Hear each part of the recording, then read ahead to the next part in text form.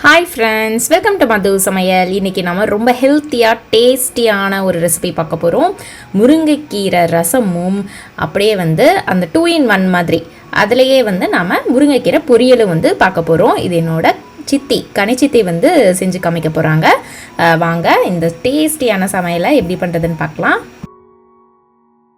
இப்போ முருங்கைக்கீரை உருவுனது ஒரு 4 கப் அளவு இப்போ எடுத்துருக்கோம் ஒரு பவுலில்.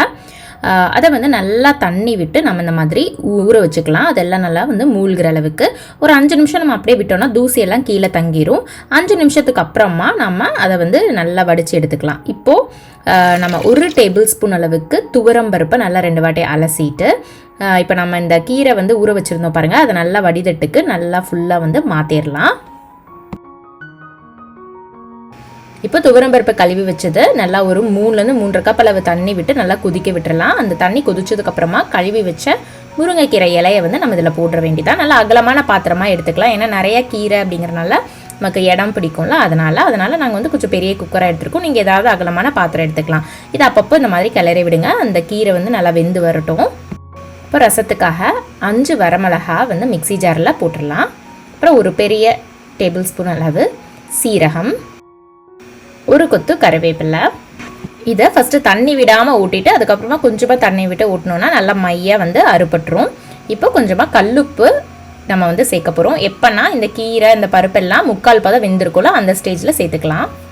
ஸோ தண்ணியோட அளவு பார்த்திங்கன்னா கீரை மூழ்கிற விட கொஞ்சம் ஜாஸ்தி இருந்தால் தான் நமக்கு அந்த தண்ணியை நம்ம ஈர்த்து ரசம் பண்ணுறதுக்கு யூஸ் பண்ண முடியும். நீங்கள் ஜாஸ்தி விட்டாலும் பிரச்சனை இல்லை. அது நீங்கள் சூப் மாதிரி குடிச்சிக்கலாம், இல்லை அப்படியே குடித்தாலும் நல்லாயிருக்கும்.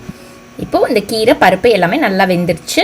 நமக்கு இப்போ அந்த தண்ணி தேவையில்ல, அதனால் இதை ஈர்த்துக்கலாம். அதுக்காக கீழே ஒரு பாத்திரம் வச்சு மேலே ஒரு வடிதட்டு வச்சுட்டு நம்ம அப்படியே அதை போர் பண்ண வேண்டியதான். மேலே அந்த கீரை பருப்பு நல்லா தங்கிரும். அதை நல்லா வடிச்சுக்கோங்க. ஒரு 5 நிமிஷம் விட்டிங்கன்னா இந்த தண்ணி எல்லாமே கீழே வடிஞ்சு வந்துடும். அந்த தண்ணியை நம்ம ரசத்துக்கு பயன்படுத்திட்டு மேலே இருக்கிற கீரையை பொரியல் பண்ணிக்கலாம். புளி ஒரு குட்டி லெமன் சைஸ் அளவு எடுத்துக்கலாம் ரசத்துக்காக. அது ஊற வைக்கிறதுக்கு அந்த கீரை வெந்த தண்ணியே ஊற வச்சுக்கிறோம். இப்போ ஒரு 20 சின்ன வெங்காயம், இது ரொம்ப இம்பார்ட்டண்ட் அந்த ரசத்தோட ஃப்ளேவருக்கு. சின்ன வெங்காயத்தை இடிச்சுக்கலாம். இப்போ 2 தக்காளி நம்ம கையிலேயே மசிக்க போகிறோம் அந்த கைமணம் செய்கிறதுக்காக.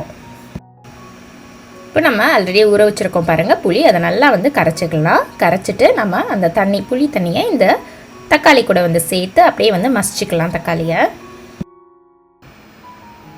இப்போ இது நம்ம நல்லா மசிச்சதுக்கப்புறமா நம்ம சீரகம் வரமிளகா அதெல்லாம் நம்ம மிக்சியில் போட்டு அரைச்சி வச்சுருக்கோம் பாருங்கள், அந்த பேஸ்ட் அதை இது கூட நம்ம சேர்த்துக்க போகிறோம். இது கொஞ்சம் காரமாக இருக்கும், அதனால் கையை பயன்படுத்தாமல் நம்ம ஒரு ஸ்பூனை பயன்படுத்தி கூட நீங்கள் செய்யுங்க. ஏன்னா நம்ம வரமிளகா அரைச்சிருக்கோம்ல, அதனால்.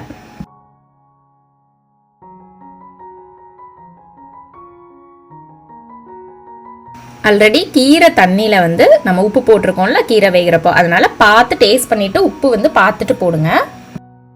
இப்போ நம்ம இடித்து வச்சுருக்கோம் பாருங்கள் சின்ன வெங்காயம், அதையும் நம்ம இது கூட சேர்த்துடலாம். ஒரு மிக்ஸ் மட்டும் கொடுத்துட்டு கொஞ்சமாக தண்ணி, நம்ம 1 கப் அளவு தண்ணி இதில் சேர்த்துக்க வேண்டியதான். நம்ம வீட்டில் அரைச்ச குழம்பு மிளகாய் பொடி இருக்கும் பாருங்கள், அதில் ஒரு 1/2 டீஸ்பூன் மட்டும் சேர்த்தா போதும், லைட்டாக அந்த ஃப்ளேவருக்காக. இப்போ நம்ம கீரை பொரியல் செஞ்சிடலாம். அதுக்கு 2 டேபிள் ஸ்பூன் அளவுக்கு எண்ணெய் ஊற்றிட்டு அதில் ஒரு 1/2 டீஸ்பூன் சீரகமும் ஒரு 8 சின்ன வெங்காயம் பொடிப்பொடியாக நறுக்குனதும் 2 வரமிளகா இது எல்லாத்தையுமே நம்ம எண்ணெயில் போட்டு வதக்கிக்கலாம். வெங்காயம் நல்லா வதங்கினதுக்கப்புறமா நம்ம வேக வச்ச அந்த கீரை அந்த துவரம்பருப்பு அது ரெண்டுமே நம்ம இதில் சேர்த்து நல்லா ஒரு மிக்ஸ் கொடுக்க வேண்டியதான். நம்ம இதில் சேர்க்கறதுக்காக ஒரு ட்ரையான மிக்சி ஜாரில் நல்லா ஒரு 2 டேபிள் ஸ்பூன் அளவுக்கு கடலைப்பருப்பு வறுத்த கடலையை நம்ம பொடி பண்ணிக்கலாம் 1-2. இப்போது இதில் நம்ம ஒரு 2 டேபிள் ஸ்பூன் அளவுக்கு தேங்காய் துருவல் சேர்த்து நல்லா கலந்துட்டு நம்ம பொடி பண்ணி வச்ச அந்த வறுத்த கடலை அந்த பவுடரை சேர்த்தோன்னா இன்னும் டேஸ்ட் கொடுக்கும். இது ஆப்ஷனல் தான், இது சேர்க்கலனாலும் நல்லா தான் இருக்கும், இது சேர்த்தா இன்னும் நல்லாயிருக்கும். நல்லா ஒரு மிக்ஸ், ஜஸ்ட் ஒரு மிக்ஸ் மட்டும் கொடுத்துட்டு நம்ம ஆஃப் பண்ணோன்னா நமக்கு கீரை பொரியல் ரெடி. இப்போ கீரை ரசம் தாளிச்சிடலாம். 2 டீஸ்பூன் அளவுக்கு எண்ணெய் ஒரு பேனில் ஊற்றிட்டு எண்ணெய் காஞ்சதுக்கப்புறமா 1/2 டீஸ்பூன் கடுகு, 1/2 டீஸ்பூன் உளுந்து, 1/2 டீஸ்பூன் வெந்தயம் இதெல்லாமே நல்லா புரிஞ்சதுக்கப்புறமா ஒரு கொத்து கருவேப்பிலை சேர்த்து நம்ம கூட்டி வச்சுருக்கோம் பாருங்கள் அந்த ரசம் மிக்ஸ், அதை அப்படியே நம்ம இந்த தாளிப்பில் கொட்ட வேண்டியதான். உப்பு செக் பண்ணி பார்த்துட்டு பத்தலைன்னா நீங்கள் சேர்த்துக்கலாம். இப்போ நாங்கள் கொஞ்சமாக சேர்த்துக்கிட்டோம். இப்போ நல்லா நுரைச்சி வர அளவுக்கு நம்ம குக் பண்ணணும், கொதிச்சிடக்கூடாது ரசம். அவ்வளோதான். நுரைச்சி வந்ததுக்கப்புறமா சுட சுட முருங்கைக்கீரை ரசம் வந்து ரெடி ஆயிடுச்சு. இது கண்டிப்பாக ட்ரை பண்ணி பாருங்கள் ஃப்ரெண்ட்ஸ், இந்த ரசமும் பொரியலும். தேங்க்யூ, பாய்.